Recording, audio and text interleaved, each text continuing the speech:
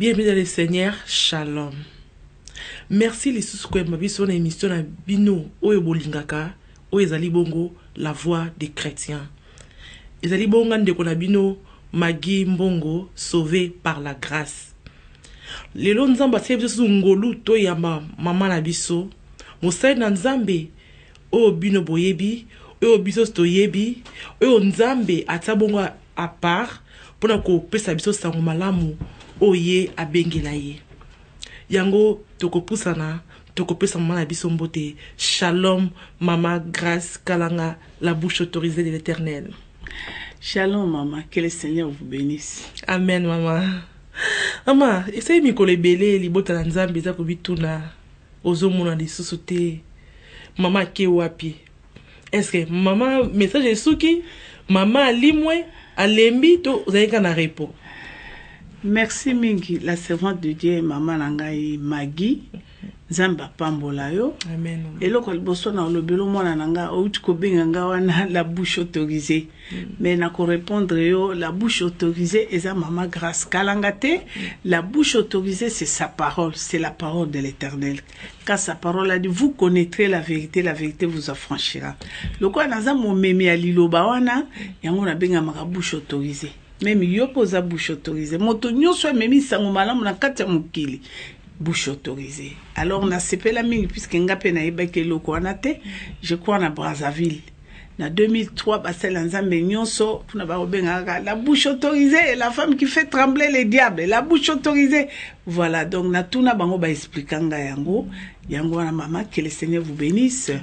Je pense que nazaka kandara ndara mbiri na nzambe na wana oyo asala grâce. Yo bika ngape na bika tellement na lingi e mingi puisque son telle identité nanga maman nazali mona monso na ko ozala envie te condamné mais grâce wane uteke pa ina ye mei alobi ko kufa te pour ngai na mela poison na kufa na ko lukaka délivrance 3 ans et mona na te surtout bondoki mais na mokolo mona kutana kina alobi nanga kalanga ko kufa te nazo salo miséricorde mona nanga kalanga nazo salo grâce ko kufa te. Alors, tourner kaka regard non vers la croix. Croix wana esupa ki makila pona yo. Fungola ka motema, déchire ton cœur. Alors, yangwana mama, na kokyo tika nzambe wana te so na tali, bikamo ya zo sala pona nga, na ulingana kufa na sekwi, na ulingana kufa na soki ba maladie kaya grave. Ce n'est pas dit que tant mzamba ko sekwi sangana ba miracle wana, elingolo bakende a gagner ngato na kangola mite. Parce que nzamba lingaka kufa muto amasumu te mwana na ngai. Donc yangwana lokola pesinga na notango pengonga. Na seleki mokili mingi na kokyo tika ete ko banga te mama, je suis avec vous. Je pense que 2014 ezalaki année on a prometa ki Côte d'Ivoire. Côte d'Ivoire parce que ezana tata moko linganga mingi papa na biso oya bengami Dr John Robert, président fondateur de l'église protestante Baptiste Èvre et Mission. Donc nako promettre ka papa nakoyaka. Alors tala papa zoki likanisiké na mois de mars loko les ali journée internationale mondiale pour la femme yango wana na kendeki kuna mama ezunga tango na sali mois 1 mois et demi na uti kosa musala tata na yo. Gloire au Seigneur, na kanisi notre Dieu est merveilleuse.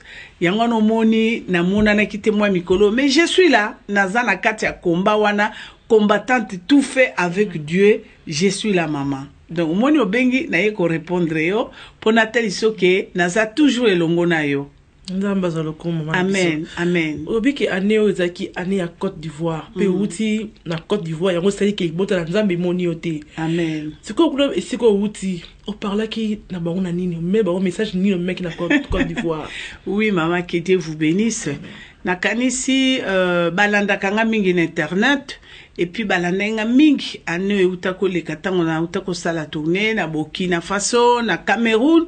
Alors thème ba sepela nango mingi surtout les mamans puisque femme maman la bango présidente internationale na église internationale protestante Baptiste Èvre et Mission à sepela qui t'ont partagé comment une femme de Dieu peut renverser les plans de l'ennemi. parce que ennemi ezaka bondo kité hein toza na ennemi na physique pe na ennemi na spirituel. Comment une femme de Dieu peut renverser le plan de l'ennemi? Pour renverser le plan de l'ennemi, il faut être femme de Dieu, il faut être avec Dieu, il faut avoir Dieu en toi. Donc cela veut dire moi si nyonso même oyazana bonzambe te tango ayoka ka message wana mama na bayaka pona koyoka comment une femme de Dieu peut renverser le plan de l'ennemi, le plan du diable. Cela veut dire tozana bitumba molimo pe bitumba nyonso mama na betaka sete na lobaka boy bitumba nyonso o elekaka na kati ya bomoi na biso elekaka na butu te na butu ezalaka nde munguna koya kopesa o mibeko kolakisa ndenge nini ya lingeli yo ozalela. Donc na molimo bazo ya na kobenga ngo na français ndenge balobaka ko posséder moto tango ba ko posséder ba ko envoûter yo siko yonde siko ko kamata makambo yo molokiza bolo alingi ya sala o faciliter ye tâche. Donc ba faciliter ka zabolo tâche nde na moya. Alors tellement je viens de là na yebi nino ngana zako sala étant que envoyé du diable pendant 19 ans nino ezalaki koleka yango ba mama o ba préféraki na kati invitation tozalaki vraiment na journée o ezaki uniquement pour toutes les femmes ivoiriennes na kati na Abidjan yango na ba préféraki thème ya comment une femme de Dieu peut renverser le plan de l'ennemi. Yango na tel saki bango rôle nangane na ko jouer tant que envoyé du diable pour détruire les foyers, surtout les foyers pour détruire la famille, parce que histoire à jardin d'Eden mamati lelo yali batu bakasa histoire à jardin d'Eden ici là et silité parce que foyer na yo ezali jardin d'Eden, bana na yo bazali jardin d'Eden, libala na yo, église na yo, projet na yo, vie na yo, ezali jardin d'Eden. Alors Nathalie ici, ndengeni diable azana na motema, likunya surtout dans le foyer. Comment le diable détruit les foyers? Ndengeni diable azo détruit projet à moto. Ndengeni diable azo, donc vous comprenez maman. Et puis ndengeni ni mwasi o azali na bonzambe akoki kozalela po alonga etumba ya satana. Ya moyini, donc etumba ya zabolo, ennemi, parce que maman soki tolobi kake bitumba ya bondoki, non, parce que tozana bitumba ebele, toza baninga toko vanda na bango lelo, toko kanisa kalingi yo oko se confier na ye, parce que eloko ngonde yango na ba mama ya Côte d'Ivoire vraiment balinga ki to partager na bango, ndenge nini monde ya molili zabolo azali coopérer, parce que ce total lelo bato ba kanisa ke opération ya ténèbres pour na souffrance ya moto, pour na misère ya moto ekoleka kaka na bondoki. Non. Donc ezala makambo ekoleka na kati ya bo moto bona moyi mama o eza vraiment plus grave que bondoki. Moninga bozalaka na e pire yo soi-disant. Lelo a mamanga na zane Europe, ça fait 4e année yango nazo kendi. Makamunga nazo yoka o baninga bakoya basi bakoya kotubela na mibali. Ndenge bako basali baninga na bango na koyoka ka message yo na internet parce que nga na lobaki na nzambe nga na bi bako kanganga monoko te. Lokola siko nzamba sunga sali biso monde évolué to komi na kati ya internet nazo komisa nzambe nanga puisque monde entier 4 kwe bazo landa mama grâce la bouche autorisée naza na bato bazo benganga na basinga na bato ba longo misika bazo ya tala lokola ba mama ya Côte d'Ivoire te bena bango lelo ça fait 4 ans bazela kanga mama donc na bangi na bango 2014 eza pona bino malgré na question na zongi bango parce que na ki ne suce pas mususu normalement to yo kanangi na bango 60 jours mais na kokisa ngote na kati na lobi na bango donc commentaire na tie ya koloba mingi ya te na kanisi caméra na biso ezali wana tokoyoka 3-4 mama basali na nzambe o bayambaki nga pona kolakanga to sala débat soki na reporter mais nepsi bango ke non il faut nazonga parce que nazoke ni susu esika mususu na kanisi caméra na biso ezali wana bokoyoka ba mama ndenge nini bango moko ajustement na bango ya kozonga nanga pe bokomi nanga na Côte d'Ivoire nini bazu ya motuya. Je pense que mama ke nina la kisa ba mama na la kisa mokili tem na biso central ezalaki comment le diable affecte le monde? Parce que moi, tu as invité qui est papa pasteur. Parce que tellement au PC aussi, comment une femme de Dieu peut renverser le plan de l'ennemi. Oui. Et on t'entend, Kakabasi, renverser, mais il était. Non, non. Thème nabiso général les alaki comment les diables affectent le monde. On est côté sibisonios. Comment les diables affectent le monde. Donc Sengela qui n'a parlé comment les diables affectent le monde. Nathalie Saki bana na Nzambe na Côte d'Ivoire na basi na mibali na jeunesse ndenge nini ngai moko na salaki ko affecté mokili parce que lelo mokili bato ba kanisa mokili ma meza ba avion tozo mona banda kwa minene oyo ba bateau ba voiture ya kitoko Maman nangai so tali ne bandela mokili nzamba keleki biloko nyonso. Alors je pense que tant nzamba keli biloko nyonso nyonso mai bibwele zamba banzete banyama tout aye ko sala moto lobi Bible lobi l'homme a été créé à l'image de l'Éternel. Donc yonanga to kelamina elilingi na tata.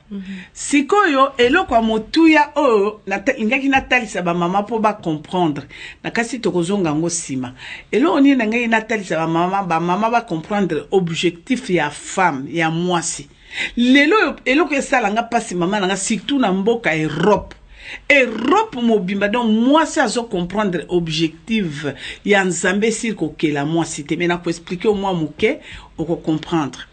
Tant tata asali mokili asali nyonso nyonso ne na otyo lobelo aye ko sala mobile l'homme tolo que l'homme a été créé à l'image de Dieu. Nzambe tango asali l'homme pour na image na ye après ko beta c'était na Bible à lobi l'homme a été créé pour la gloire de Dieu, pour la gloire de l'Éternel notre créateur.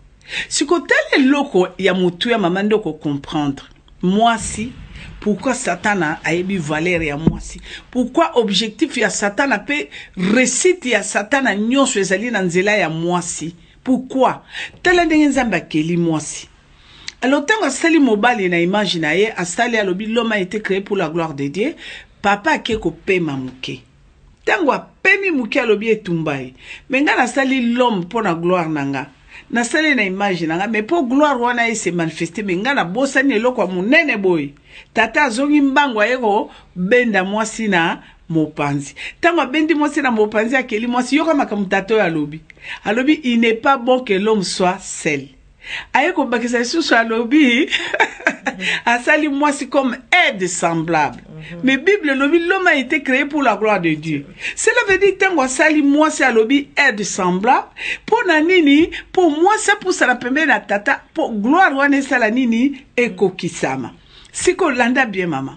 Et puis ayeko bakisa lisusu ba mama bo landanga bien o Tomi yeba. Ayeko lobaso alobi celui qui trouve une femme trouve le bonheur. Batu bakatsaka bonheur yakaka franga. Te me biso basi toza bonheur parce que tata kanisa ke lobi lokanga asali moto pona gloire nanga esengeli eloko moko ya po gloire wana kokisama. Alors ayeko sala mwasi. Alors celui qui trouve une femme trouve le bonheur. Yango no moni mama comment une femme de Dieu peut renverser le plan de l'ennemi parce que biso basi tata sali biso na objectif pembeni ya tata o wana salaki pour na gloire. Ça veut dire biso to ya pembeni na tata wana to soutenir tata na po gloire ya Nzambe sala nini ekokisama.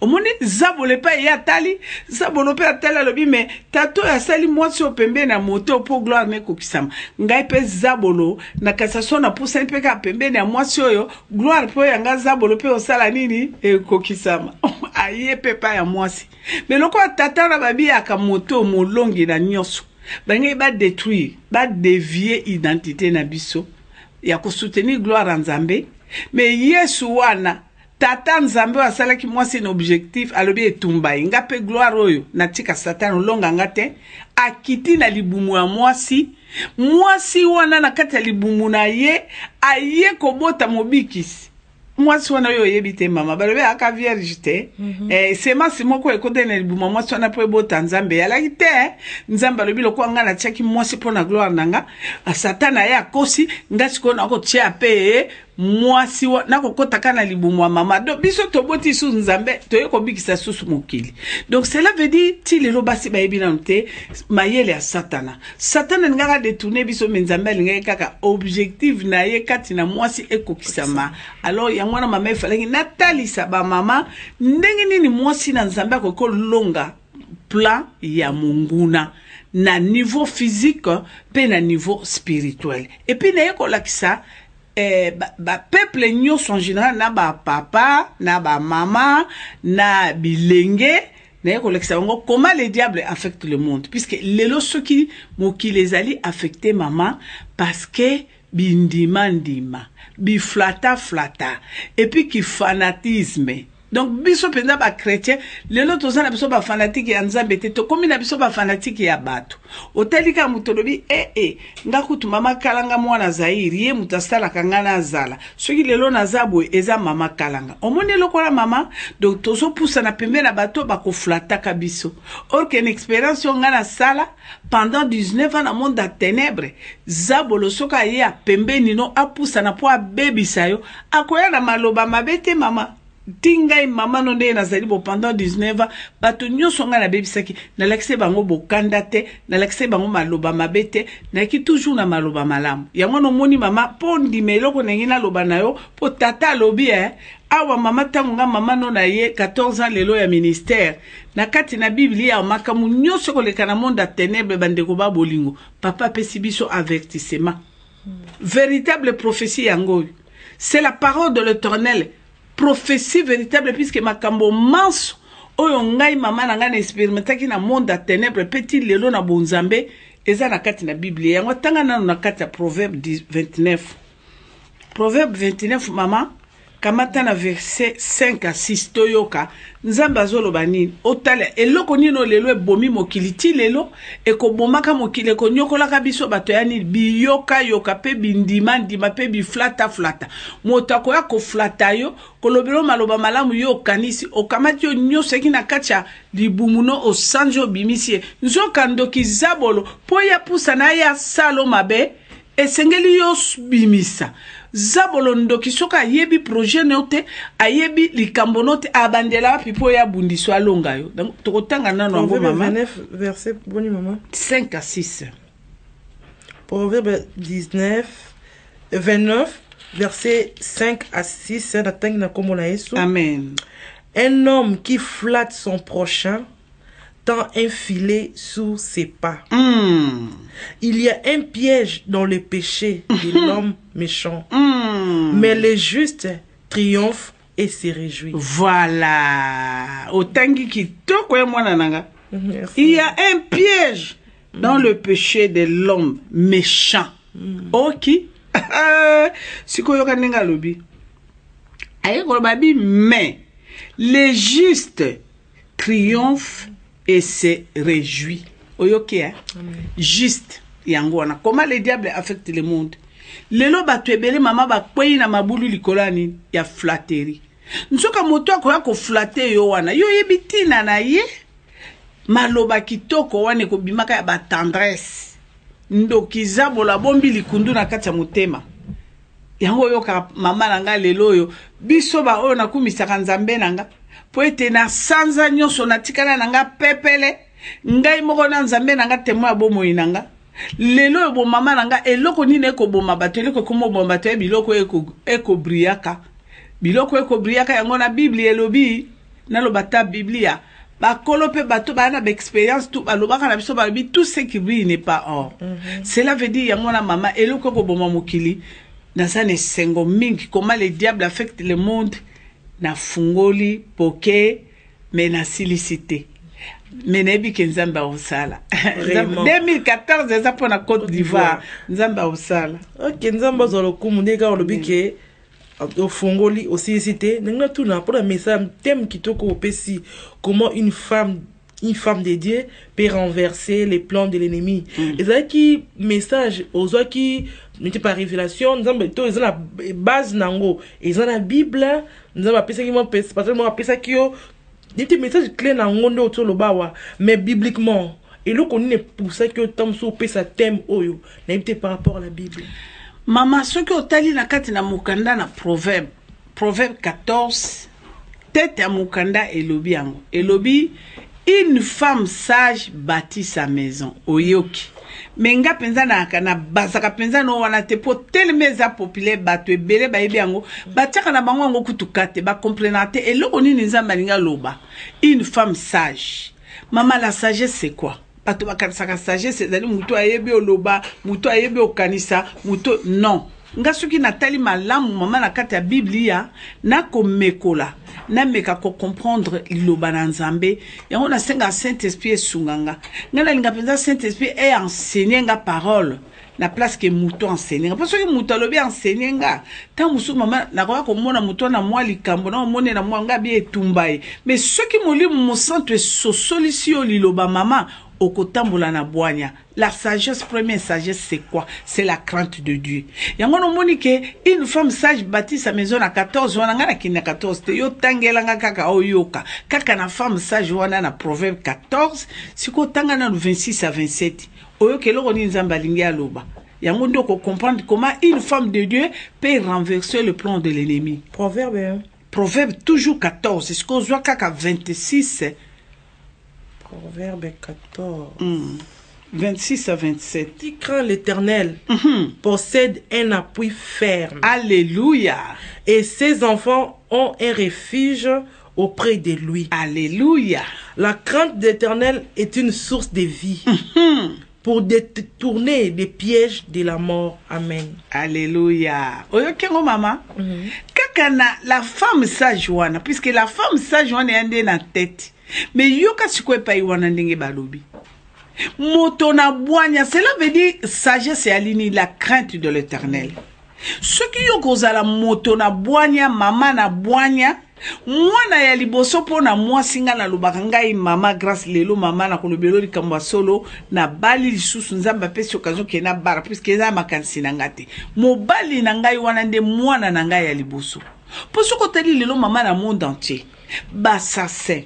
Ba magicien, ba marabout, ba fétiche, tous les sorciers. Ba kena na libumwa mwasi sans alibois. Biso ba toto boti. Oso mona mama. Ce qui mwasi moko abiki sami. Nga na lobaka ngo mama na ngai. Donc elingo loba ezali humanitaire mobimbe biki. Oso yoka sauver une femme. Vraiment c'est comme vous avez sauvé toute une nation. Voilà. Toute une nation. Voilà, toute une nation, maman. Cela veut dire, Nzamba lobi yango wana mama, mwasi na boanya, ako bikisa, ako épargner banana ye. Banane, cela veut dire bandana nuna mobali oyaye. Yango na pesi ba mama témoignage. Ya baso bazalaki na boanya. Boanya, cela veut dire la crainte de l'Éternel. Ndenge kuna a fungole libiso na verset 26 à 27. Et ça clair. Alors, bitango yo zana boanya, mwasi amayele, oko épargner banana yo, donc mobali na yo, pays na yo, église na yo, pasteur na yo, oko épargner nga na pesi témoignage. Ndenge na kendaka na kati na église moko, ya tata moko musali na Nzambe, oya sukisaki sorcellerie na RDC. Tango ba mama ba leli ba tamboli mutakala na kati na boulevard na Congo. Sorcellerie feta ke sepele le biokyo. Banda na moi wana to koma ke sepele na buto ya kilikambwa, succès ko sakanate. Cela veut dire ba mama wana na biso to koma biso nyonso bandoki. Mais mama moko ya mosali na Nzambe na kotanga epe akolandanga ko yokanga apôtre. Moi si na Nzambe oza na France mama Tumba Shaumba, que le Seigneur vous bénisse. Mama oyo abeti mololo abengi ba mama boya na parler du peuple tolela. Mama toko sala likambo to se wana tolela mawana Nzambe d'abord na ndenge ba mama batamboli mutakala pe tolela mawana Nzambe kitapona mboka ya Zaïre. Nzambe akita kangola Zaïre.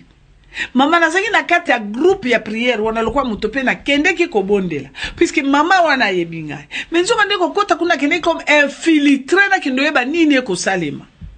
Mama na kati ya prière Et y a ba maman belo qui ba responsable ba maman na kata l'église à Kinshasa na ngonga na tant maman ya bengi balobi etumbai biso ke no sambela te to tinda bana na biso biso to bima to ke kuna mobutu na ba soda na ye akotinda ka ba bomba ka bato botala basango batambola na bana ba bomi bango non to kokende ba maman ba comprendre ki te ba pekise ba maman ba empêcher ba maman sale munene ba maman bazaki ka muke mais lokola ba maman bazalaki muke Nzamba talaki mama oyo tumba shaumba posa na yalo bitolela zenga mambo akita kata mapesa batu lelo bazolingo sisa makambo mama na ndenga brutalité to tambola mutakala to finga to boma ndoki wana kolokanga na cause chele poison jamais. Mais kaka na mabonde di penza ya solo ya semu mama boko zala takate ba mama bayaka te ba maebele ba bangi ba bieto ke na bisote bako bomaka batokuna eto mais ndambo ba maman azalaka na bango mama les sorcières on était là dans la salle o tokeni tokendo ba makamuni na ba pareil na biso tokeni nango ya ko tokende ko informer deuxième monde ya sorcellerie makambo ko leka kuna mama appareil atamo ko fonctionner que ezakite tout contact était coupé. Vous comprenez, maman? Donc, tout le moyen to bimisame. Donc, tellement maman wana zakine loko na nzambe nandambo ba maman bakene ina foi kolele la nzambe ye moko kita zenga mambo esala ki mikolo boni mama si mana prière wana mama tumba shaumba kolandanga za na bomoi 3 jours 4 jours makambo zaki ya kobeba ko sekanate puisque maman wana lobaki tala biso sima ba mama sozaki ngakutu babila makalanga meleka liboso te manga bitenga na zawa sima nzoka nde bakasinga na epoto sambela menga na yaki nde pona informer ne informer tene pona ko étouffer prière wana or que na kata prière mama na lobaki to leli mingi to sana droit ko zo décision te ya ko kata makambo yeme nzambe a chaki ba konzi ne sika soki tango ne koki amoni ke passe peuple eleki to belela yeme akita kata makambo. Maman na zaki la liboso abibale alali na se abitoko beta masasi allez kamata munduki allez calculer tozo tindika munduki na kaba sorcier au nom de Jésus boum boum mais c'est comment et le la liboso nanu oyo yalaki premier bi à 0 matériel nous tozo na communication coupé neutralisé to comme le quoi bat bakangi singa to comme tala na boto yaki ba mama misato na kate ya salwana puisque osomone loko mama 3 jours après mama tumba shaumba apakata mbango akati sa Brazzaville a kende so bazwaki na ebiteli kamune ko ozala et loko ya sala ki wana koningisho mama je vous dis la vérité, je vous assure. Même na Kinshasa, tous les pays Zaïre, les Rwanda, bondoké, ça qui n'a qu'à kao. Fonctionnement, elle a quitté ni na quartier, ni na veni, ni wapi. Prière à ma maman, mon kewana et bombarda qui bondoké. Donc, côté nyo, surtout, elle a qui tenait baza ko fonctionner, ça qui n'a kao. Et on a que côté sa maman et Côte d'Ivoire. Na biso ki bozala ta mina ta mitano. Ba maman penza bozana relation na Nzambe a ta limité marabino. Alobi ba maman baleli. En tout cas, gloire au Seigneur. Nzamba kosala makambo ko kama donc les lois ont pesanga parce qu'on a les femmes de Dieu en train de trembler maman. Elle tremble devant les sorciers. Sorcier yebi Jésus a résisté à liboso na yesute. Le mona maman moi na zui maladie, liba le kutu a kolenga Nzambe bando ki famille na biso balandinga tiawa. E ba salibo. Mais pourquoi? Or que c'est faux. Moi, j'ai expérimenté la puissance de Dieu. Et c'est qu'à Basso Bazali, président Maman Langai, n'a bon Nzambe blindé soudé, ba beleli Nzambe akiti, Nzambe na bango akokwese bandoki. Donc, ce n'est pas le temps, il y a biso ko banga bondoki. Ce qui va payer na biso ya na kokoso, yango Nzambe a utu ko lobelanga il y a à peu près 7 mois. Alobi nanga lobi ma fille. Prie pour ton pays. C'est moi Dieu. Ngana yebine ngana kusala. Ngana bine ngana sukisa makamu. Tala kaka bino na deuxième république c'était quoi? Tango Nzambe tango oya mama muta pekisa Nzambe ate po Nzambe yebi biso na kati pa yebi biso libanda. Je pense que ba mama ya Côte d'Ivoire ba sepeli mingi na kasi mona nanga to mekana ko landa bango mo muke to yoka ba mama tami balemi sato. Yo tuna wana eko salomo bien to landa. Amen. Tout l'a dit. Je suis pasteur à Mission Delphine, ministère de la famille. Ce que j'ai retenu, tout ce que notre soeur vient de déclarer, c'est que en nous qui se disons les servants de Dieu, nous avons une grande responsabilité. Parce que nous devons être nous-mêmes libérés, abandonner la sorcellerie, engagés dans la sainteté, dans la pureté pour pouvoir aider les femmes. Parce que être libérer les autres. Donc, il faut que nous soyons libres pour pouvoir libérer aussi les autres. Voilà ce que j'ai retenu. Merci. Monsieur le pasteur, voir pour vos collègues de manière je suis vraiment dans la joie d'avoir été avec maman grâce. Alors, son arrivée en Côte d'Ivoire nous a fait beaucoup de bien. On peut dire que c'est la réponse à nos prières. Parce que les pasteurs femmes que nous sommes à l'encadrement des femmes. Et nous avons, depuis le mois de novembre, nous avons commencé à crier à Dieu pour la mission et pour la Côte d'Ivoire. Nous avons beaucoup prié, on priait de minuit à 3 heures du matin. Et nous avons beaucoup prié, nous avons crié à Dieu que Dieu vienne à notre secours pour libérer notre mission et pour libérer aussi la Côte d'Ivoire. Et c'est à partir de là que vraiment, on nous a annoncé dans le mois de mars qu'une femme était arrivée et qu'elle était venue pour rendre témoignage. Et lorsqu'elle a commencé à parler, vraiment nous avons vu que c'était ce qu'il nous fallait. Voilà. Parce qu'actuellement la Côte d'Ivoire traverse un moment très dur, difficile. La sorcellerie a pris le pays. Donc il fallait quelque chose de fort pour aller à l'encontre. Et en tout cas, maman, pendant les 2 semaines où elle est intervenue, nous avons été très bénis. Nous avons eu de grandes révélations et vraiment nous avons beaucoup enseigné. Et à partir de là, après son départ, nous allons nous mettre au travail. Donc je bénis vraiment le Seigneur. Que Dieu l'a béni. Merci. Je m'appelle Pasteur Ladre Joséphine. Je suis à l'encadrement des femmes sur Cocody. Rivière Benjamin et Plateau Adjani William Sibi. Ce que j'ai retenu dans le message, dans le témoignage de notre maman Kalanga, 2 points, surtout 3 points. J'ai retenu que le diable vise beaucoup les foyers. Parce que quand les gens sont unis et qu'ils le prient, le diable ne peut pas les atteindre. Donc, l'objectif de Satan, c'est de détruire les foyers. Il détruit les foyers, il sépare les mariés, il empêche le mariage pour se saisir des femmes que Dieu a créées pour soutenir la gloire de Dieu. C'est le 2e point. La gloire de Dieu devait être soutenue par la présence de la femme auprès de son mari, parce que c'est l'homme qui est la gloire de Dieu. Et Dieu l'a créé, il a créé la femme qui est la gloire de l'homme pour porter aide à l'homme pour pouvoir faire éclater cette gloire, pour que Dieu soit content. Et Satan, en s'attaquant au foyer, il s'attaque en même temps à la gloire de Dieu. Et si la gloire de Dieu a des problèmes, s'il est dans la solitude, alors Satan se saisit de chacun pour faire de ses proies ou ses victimes. Donc, le dernier point, elle a parlé de délivrance. Elle a dit qu'elle a connu, par la grâce de Dieu, Dieu l'a protégée jusqu'à les connaître. Ce n'est pas Dieu qui l'envoie, mais Dieu l'a protégée jusqu'à aller connaître la profondeur de Satan. Et le Seigneur l'a fait sortir de cette profondeur pour venir dévoiler les œuvres du diable.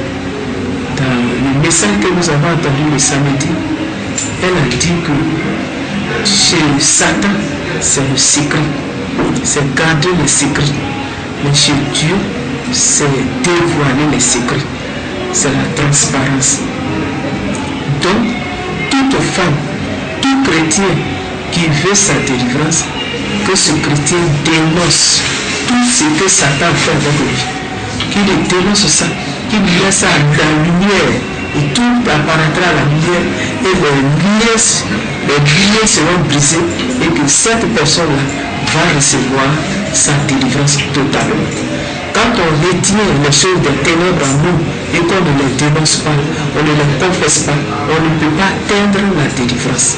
Donc voilà ce qu'elle a dit qui m'a vraiment interpellé. Et j'ai dit c'est vrai. Parce que nous, on a beaucoup encadré des gens. Il y a plusieurs qui sont devenus tels qu'ils sont. Tout à l'heure, elle vient d'ajouter un autre point, des liens héréditaires. Il arrive que des choses se passent dans notre vie, malgré notre sanctification, notre vie de prière. Parce qu'il y a des liens héréditaires qui ne sont pas brisés, qui nous réclament. Parce que les parents, les ancêtres, ont fait des liens avec le diable. Et le diable nous réclame parce qu'ils nous ont vendus à Satan. Donc il nous réclame. Il faut chercher la source de ces liens pour les briser aussi, pour que nous soyons entièrement libres. Voilà ce que moi j'ai retenu de tous ces messages. Que le Seigneur la bénisse et qu'il bénisse son ministère.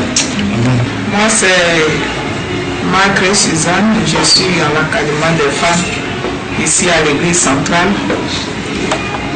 Je bénis le Seigneur pour cette grâce qu'il nous a faite, grâce sur grâce, en nous faisant venir grâce, pour nous apporter encore la grâce, pour que nous puissions nager dans la grâce. Que le nom du Seigneur soit béni. Et pour ne pas reprendre tout ce que mes collègues ont déjà dit, je rends gloire au Seigneur pour cette opportunité qu'il nous a donnée. Et j'ai béni le pays qui a donné naissance à cette femme, la famille qui a donné naissance à cette femme, les pasteurs qui l'ont entretenue, qui l'ont encadré, jusqu'à ce qu'aujourd'hui Dieu la fasse venir ici au milieu de nous. Que ces hommes de Dieu-là soient bénis, que ce pays soit béni, que sa famille soit bénie, qui nous a permis aussi de recevoir tous ces enseignements, toutes ces profondeurs du diable pour nous permettre d'aller de l'avant. Ces témoignages nous ont révoltés. Moi personnellement, ça m'a révolté et j'ai vu que j'avais accusé certaines personnes, mais je me suis rendu compte que moi-même, c'est moi-même qui suis mon ennemi par rapport à certaines choses que j'ai faites, certains péchés que j'avais commis dans le passé, et ces conséquences-là aujourd'hui ne me permettent pas d'être ce que je devais être dans le Seigneur. Donc je voudrais simplement lui dire merci, que nous sommes restés sur, disons, la soif n'a pas été étanchée, mais mon souhait qu'elle revienne une autre fois pour que nous puissions encore découvrir ce qu'elle nous a pas montré. Je bénis le Seigneur. Bien dans le Seigneur, tout ensemble. Oh ni maman bata asala ikuna musala munene masaki na Côte d'Ivoire. Tout le monde biso na bino musala munene pe nzambe na biso akumisami. En tout cas, pendant kozonga l'émission na maman na biso sur na plateau, depuis que maman osali musala munene kuna na Côte d'Ivoire, to ki bande ko témoigner tina na yango. Mais na musala ça fait un temps oza déjà na musala oyo. Et le koni est marqué yo na mboka Côte d'Ivoire. Ouh là là là là, maman, na koko bombe la yote, Afrique, baza na posa na Nzambe pe balingi Nzambe. Vraiment na zomona na poto mawamingi, tango na okoma na kati ya mboka Afrique mama, otali ba mama, eloko nino e marqué nga mama na kati na mboka ya Côte d'Ivoire, na kasi touti kolanda ba mama wana.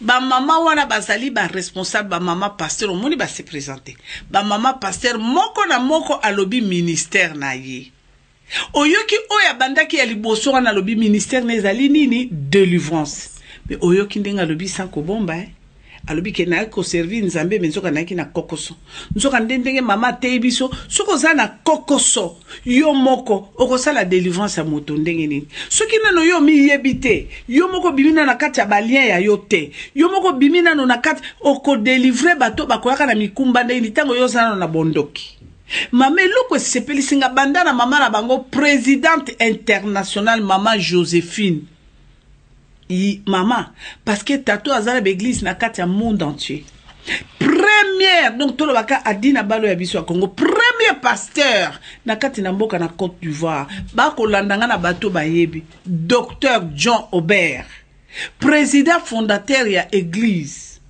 protestante baptiste Œuvre Mission mama papa d'abord nanu yemu kwe kolekilanga lobi mama grâce mwana nanga c'est que ba mama nango bazalaki na raison ba pasteur nanga bazangi na raison ya kozela kayo kotungisa yo kaka esengela ki oya eloko mama ezopesanga esengo parce que mboka nyonso na kokoma ya Afrique mama ya ndoki mama vous rendez compte un colonel abali basi misato basi bakokufa kaka na kobota césarienne abota kate mwana te 52 ans mama na ye oyo alingaka mingi mwasi okokosaka na mama nete yo kokoloba na mama nete mama oyo azwa courage ya kotelema gangi ya ye kokwela na makolo mwana ne liboso ba pasteur koloba ete ça fait 34 ans nazalaka mwasi ya mwana nanga mobali basi wana nyonso bakokufaka na lingi azalaka na ngai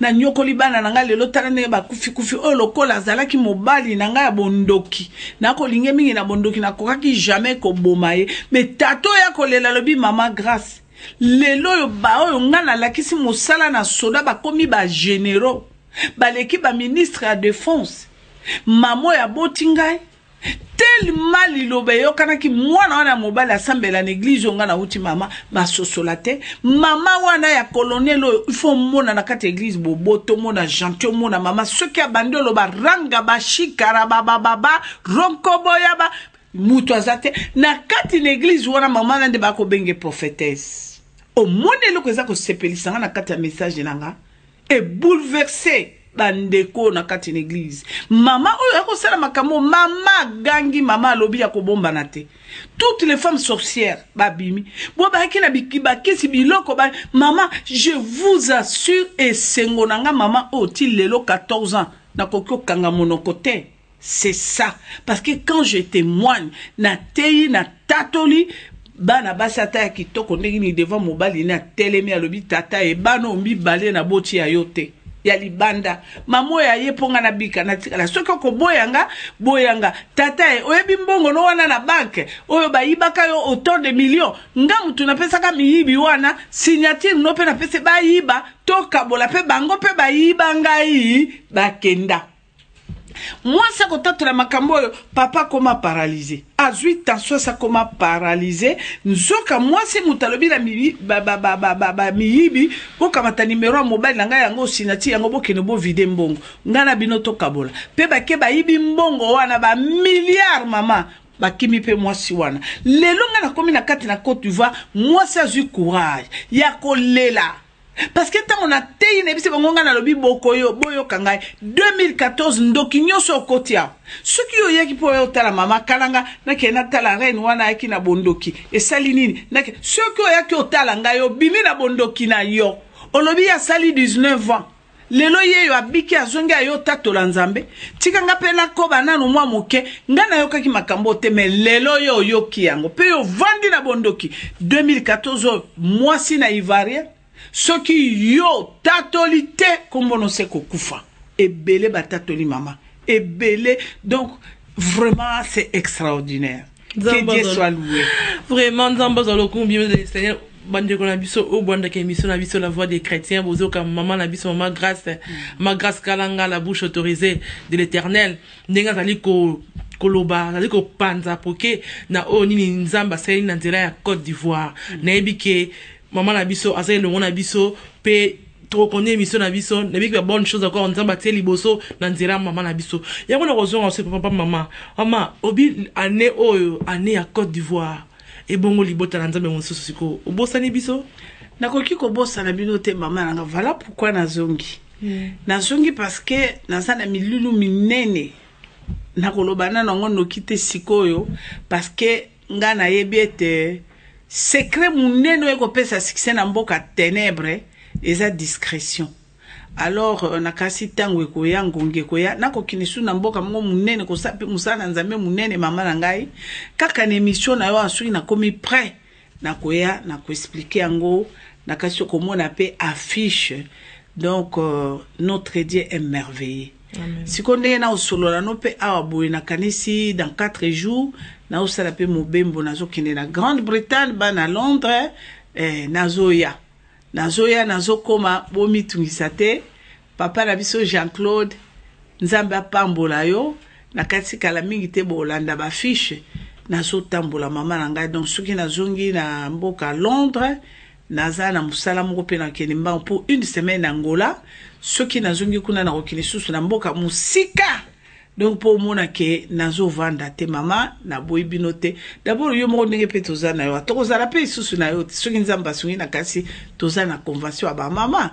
Donc tokozala wana susu mangembo za na convention wa mama que Dieu soit loué na kozala wana. Pourquoi pas puisque papa espé mbukudi wana mbakadi wana papa na ngai nasala musala na mangembo na 2004 na tikala ba souvenir kito c'était vraiment merveilleux. Donc na ba papa nango ba soutenir ka témoignage oyo il est parmi ba pasteur na Congo ba soutenir kanga mama. Donc na sepela ka enemi un homme de Dieu humble, que Dieu soit loué maman. Vraiment que Dieu soit loué. Maman pour le retour en sous secret nous anini pour résistance il y a 14 ans à ministère. Est-ce que 14 ans maman 14 ans à ministère. Est-ce que message en gros au contenu de témoignage de message en gros changement zali il doit dire que au résister kaka pour témoignage to sito yoki to kokota makalanga to tala ke to yoka ke ernos matea na o tango nyonso yango libota nzambe lukiyo e monyo te lukiyo po eyoka mama na biso pe yoka toujours maman. Est-ce que c'est ko résistance aux continuer kaka eza dû à quoi le konini pe pe son casque au continuer na musala. Merci mingi mama na ngai. Omoni parole de Dieu toté aka parole de Dieu oyo. Et ça peut témoignage hein. Amen. Lilo banzambe ya témoignage. Tant musala nzambo telemi oko transmettre parole et ya témoignage. Tala likambo boye nzamba lobaki boye koza tala Jésus asala ki bo tala Paul. Ba oyo nyoso mwe bango na kata Biblia o mama. Eza témoignage. Eza référence. Donc cela veut dire ce qui totali dans un ministère moko très puissant. Ministère mot très puissant. Pourquoi na sepelami na papa nanga pasteur Esomba. Pasteur Esomba aza pasteur moko humble. Na sepeli pe lisusu mingi na papa nanga docteur John Robert vraiment na sepeli pe mingi puisque aza pe humble. Omoni papa Esomba ta na kenda na Cameroun na tei leba kisi komo bima bandoki ba komo tatola. Papa Esomba lobi etumbai. Sina yambi basala nzambe bela ba tei sango malamu ya somo na mona tanzete bimate mutabimselo na munaka yangoyo mais mama grâce à teya bimisi ba révélation temala bi ozawa na bimiselo ko na soutien bimiselo ko na munoko ale yakana banzungu mama to salaka 3 jours ya dépôt de fétiche ya Côte d'Ivoire kutuna lobate po milili ezali bato bakomona. Donc cela veut dire eza ministère très puissant. Ce que tu as dans la Biblia, donc ça, azalaka magicien sorcier à persécuter nzambe parce que Bible lobi na biso toko mona nzambe na nzela basali na ye basali no bakoteka sangomana mulelo baza persécuter makasi baza exposé yango no moninga mama nanga na lingaka jamais basangisa basala nzambe no skolo bake basala nzambe one ba boye ba non ezana ba éli de Dieu. On a besoin maman une expérience. Ça fait 19 ans que kokota na l'église. Pendant qu'il ne kotungi sa basali. Mais ba eli jamais. Ozo ya bo magem bon on ozo pesezo a kotalo bien. Après ko yebiso carrément le bien maman keba. Ce ko ya po ya ko toucher nga o ko toucher nzambe o ko kufa. Keba maman. Ce ko yeki pona gloire na nzambe tikala. Ce ko yeki po toucher nzambe maman porte za polele ale. Kende. Na ba mbongo no na makamuno stu kende. Ça veut dire ba sali nzambe baeli bazali. Donc nakokolo bakenda na ministère moko très puissant mama et pesa range sengo parce que Bible elobi ceux qui lelo moto moko kaka moko abiki na lola fête ezali. Mais oyebi combien de bateau bazobika na témoignage nanga. Donc sur la telle histoire ya Paul maman lelo vraiment en tout cas apôtre vraiment donc ce n'est que normal. Pourquoi apôtre lelo maté na ezo bongo li sabato mitema na kati na Bible c'est total apôtre Paul yé muta memie bato ebele na sali parce que auta kikuna zabolo akosaki tango zabolo akosiye ayeko kutana na le véritable maître Jésus de Nazareth tango alandi Jésus akomo kendo lakisaka bato ndenge Satan akosaki bato babie tumbai mais moto bakosaki nzoka ne magie wana yake ya lokuta bakotika ka magie bakoyake pa ina nzambe nzambe akoganye bango eza lokola ministère nanga eza ministère moko soki natali na bimisaka des révélations cachées. Vous comprenez mamado na uti kuna na lokuta ya Satan ngai moko mama no na kolobelo lelo makinanga na mitali vi nanga mama na komona ba malade ya grave ezwinga na kufite na mona ka lokola nzambe moko pe muto atindenga lokola espion na ye kuna pa na Satan na muto lokuta wana na kenda na découvrir lokuta na ye pe échec na ye na kota tolango bala na nzambe. Alors eza malamu mingi mama parce que na kotali sabala na nzambe makambo Satan akosala na kati na ngai eko kuta pe bango bomo ina bango bakutani kutani na makambo wana. Parce que lelo yo mama bato bako lukaka délivrance et position des mains. Lelo bato bako moko critikaka basala nzambe o ba yesu na moto te na changer église pasteur na biso eloko ya tebe position des mains ngo banda lo bana yamba libala banda lo bana yamba voyage yamba eloko mona mona ngate. Mais mama tango bako tia yo loboko na moto na nzambe au nom de Jésus bino bandoki oboko lukaka mama kalanga botika ye au nom de Jésus tout l'esprit de la sorcellerie qui manipule maman Magui allez libère au nom de Jésus libère okopa kwa na mabele wane gangi mais nsoka ndete yonde ndoki suko baye ko imposer mama uloboko balabi molimo na ndoki kende nsoka yo moko Magui ndoki osalini okendo lukaka ba oko critiquer ba sala nzambe pamba esengeli yonde oye pa na musala nzambe lobi tata eloko kotungisa kange ya bandoki te ngai moko nde ndoki molimo wana yango na suki papa komo memanga na kufa na misère papa na yena bimisango pe na boyango puisque bondoki nde yango na délivrance yango ezali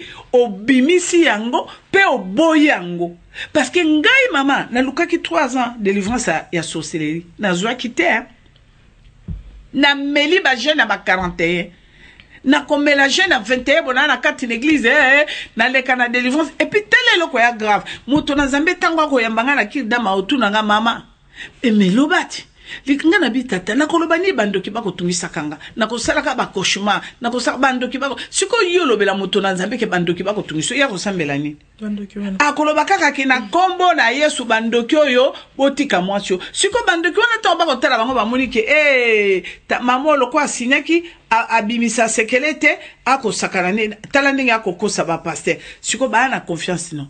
Mais tango yo bimisi secret na pe batali kati no po zui décision obina ko sakola bino pe partir lelo na boy bino mamanga na ko biso tanga na tatoli bondoki na mbuji mai eloko aliboso mananga tous les sorciers suki na yebo alongwa kuna suki na yebo do bango d'abord bakoyina yo parce que yo so bimisi secret na puisque force ya bondoki ezalini ko garder sekeli yango ko mona muta ko kendaka na église na yaki na bondoki botika baye bibie ko kokosa okoloba makamo mosusu tango yo kozonga na bondoki kuna pa banyongi yo ba beti yo marteau ba panzi yo pe kufi. Mais ce qu'on a une décision sincère, au fungoli motema na yo. Vous comprenez maman? Aux une décision pe boyango ba kotiko libre pour combien ennemi na bang. Pongata ngana sakola ki bondoki. Na mbuji mai. Eza ki facilité. Nzambe apambola papa nanga otwepa ya zali tata nanga. Na kenda ko tubela ngona na église ya nzambe malamu. Mais prière na makamno su ya kolandela ngai mama ya ndenge ya kena tongo na zina kata ministère bakoloba nanga fungola motemo ngabi bande kona lobanga kalanga mwana zai mosa sango na sa mais te nzambe ko bananga ko mela poisson na te nzambe akiti na centude mongongo na lobi na nzambe na ko salo grâce miséricorde fungola motema loba mama tonga na kepa tata nanga pasteur auto mama na koloba papa tala ndenge makambo na moni abi me fungola motema loba tango na bandi koloba na bandi koloba abi o likambo nzambe rekomande o sakola yango mokili mobimba ngabi nzambe na nga soni nzambe lobi ata mokili boyi yo efingi yo minimiser yo ngai nzambe na kotiko ata mokolo moko te ça fait 14 ans mama soki na bimisi be église na kokota nga na uche pa ya tatati église moneno mama e bela bato ba utaki na ba région na ba wapi ba ye metango nga na tubeli mama somo lelo na tongo ba bengi nga ba koyebisa nga dimanche ya kili kambo mama oteli mikumba ya bakisi bo ba utaki na ba région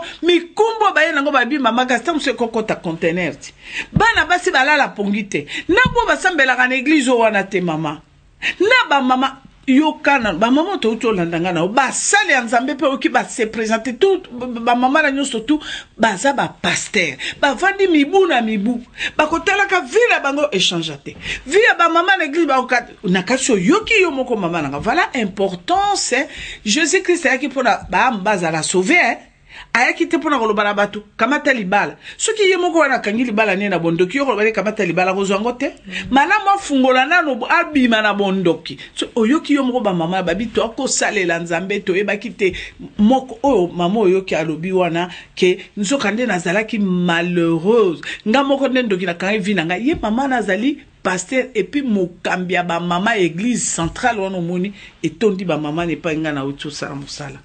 Elle a reconnu que Azaki loin dans Zambé.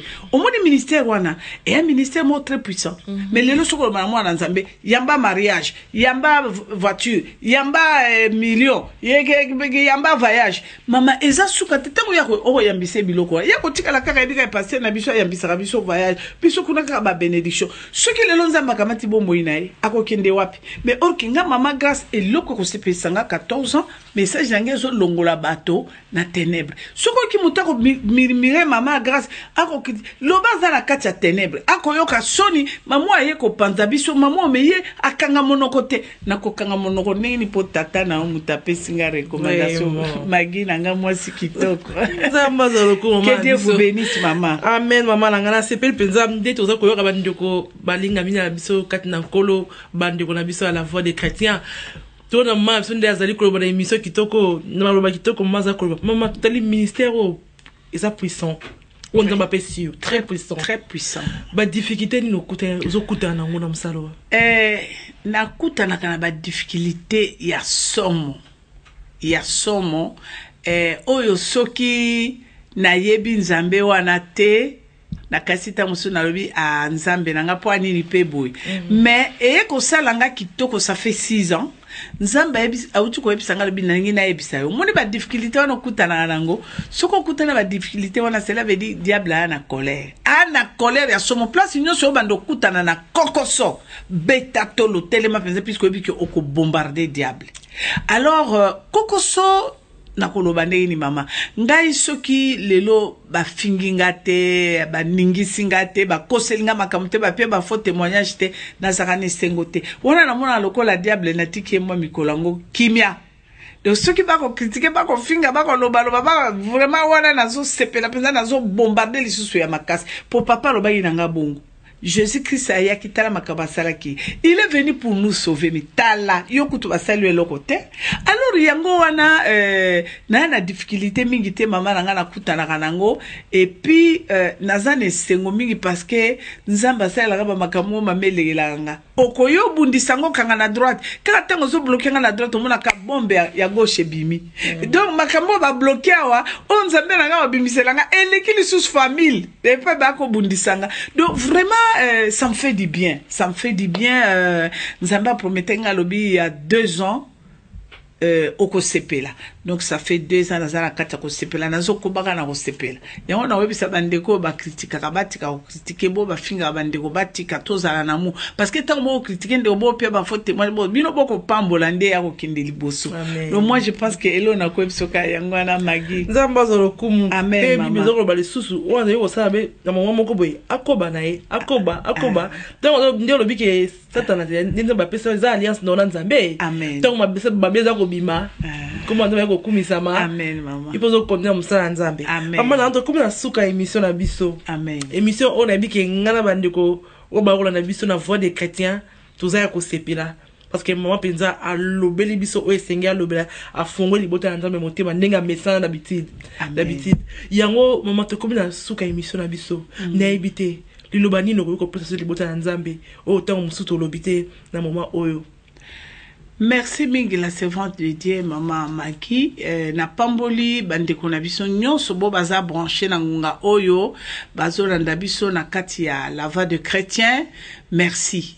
Elo na webisaka ba na nzambe alobi na kati na kimia nde tozwi elonga na kati na kimia donc calme le kinyoso na sengi bandeko na nga nyonso ba na kati ya kokoso ba bazali ko sentir que bondo ki to ténèbre ko tungisa bango to luka nzambe na kati ya bosolo to luka nzambe na kati ya bosolo na kati ya komikitisa to fungola mitema na biso to zwa décision ya kotambola na Yesu Masia to zwa décision ya kotambola na marque ya Jésus to senga bolimbisi na baebanso to salaki mabe pe to kamata liloba nzambe to zwa connaissance na yango to tambola kati na Yesu ndeko nanga soki royalement oyebi ke ovandi mibu tukumi bane na makolo na Yesu mibu misatu mitano na makolo na Yesu ke ozotungisa na baloki ko bangelo kote vanda na makolo na Yesu mama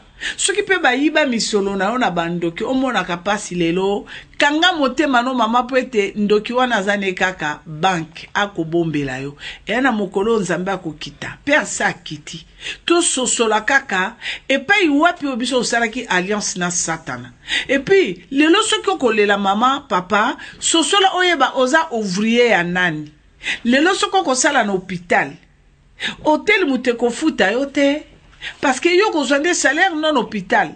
Ce qu'on sait à l'hôpital, hôtel muteko futa hôtel. Donc cela veut dire ce qui te sert là ka Satan ouvrier mérite son salaire. Donc cela veut dire Satan ko futa yo. Alors objectif il y a Satan, salaire n'est à misère, et à souffrance, et à choc, et à ba déception. Zwa décision lelo ya kolongwa ouvrier ya Satan, yake pa inanzambe vanda. Ce qu'on vende na makola papa e umela kama muke. Po ya testaka atala. Aloba mwana nango est-ce que royalement alinganga yango mundi loba obundisa yo ba kokosa yo bakoyiba yo bakoloba ba témoignage na modèle nyoso yo vandaka na makolo atata. Il est le seul juste oyo a justifier kabana na ye debi ke bondoki sata kotungisa mais garde silence. Éternel combattra pour toi mais tourne seulement ton regard vers la croix.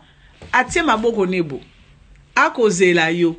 Donc année 2014 ezala nemoko oyo tozala na silence tozala na calme tobosa na agitation bandeko ba bolingo tolongola haine tolongola benjure tolongola tosala ki berer mingi o epesa ki nzambe mawa to komi na moment il faut to vanda na makolo na nzambe to limbisa ba basali biso mabe to kabela bango nzambe a tranché mais kala mingi te alobi azo tranché. Donc année 2014 ezali année à restauration intégrale pe à visitation du vide pe à consolation si réellement eu décision kabona na ténèbres mais ce qu'on kabona na ténèbres était surtout ndeko yo mtolati sorcellerie yako funda kabaninga na moi yako inaka baningo lingi sengwa baninga te olingi baninga ba sepela to lingi ka okanga baninga na boloko na kana na nini ane o ezali ane ya kufa nzamba lobi ndoki moko ta ko respect sous 2014 ezali ane ya suka onzamba zo mettre fin na ténèbres. Que le Seigneur vous bénisse. Merci beaucoup, maman. Merci, Grâce maman. Kalanga, la bouche autorisée éternelle. Merci, Nanengo, répondre à l'invitation à Bisso. Naïbi qui t'osali béni.